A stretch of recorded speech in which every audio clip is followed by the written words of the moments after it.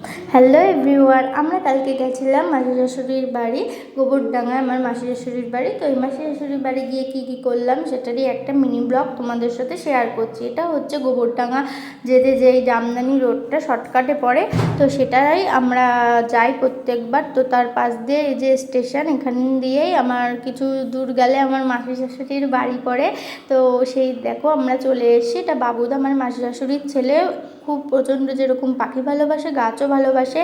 তো ওদের বাড়ি সব রকমই গাছও আছে, পাখিও খুবই ভালোবাসে, সেহেতু পাখিও অনেক রকম আছে। তো এই দেখো দেখে টেকে নিচে আসলাম, এসে একটু ঠান্ডা খেলাম, মানে 7 আপ খেলাম। তারপরে এই দেখো ওর ছেলে, মানে বাবুদার ছেলে রাধারানীর ড্রেস দেখাচ্ছিল, আর দেখাচ্ছিল ওদের বাড়ি এই নিয়ে 5 বছর হচ্ছে দুর্গাপুজো, তো ঠাকুরের জন্য কিনেছে এই যে শাড়ি, সেটা দেখাচ্ছিল। আর ওড়না বলল, দেখো তো কাকিমণি কেমন হয়েছে। আমার তো ভালোই লেগেছে। ও নিজে হাতেই পুজোটা করে, ও মানে বলে না ভগবান এক একজনকে মানায় এক এক রূপে। তো ও ছোট্টর থেকেও এমন কোনো মন্ত্র নেই পারে না, এমন কোনো পুজো নেই পারে না। ওকে দিয়ে বলতে গেলে পাড়ার সব পুজো ওকে দিয়েই সবাই বলে যে করে যাও করে যাও, কিন্তু খুবই বাচ্চা ছেলে, এই কলেজে সবে উঠলো। তো এরপরে আমি খেলাম চিকেন প্যাটিস।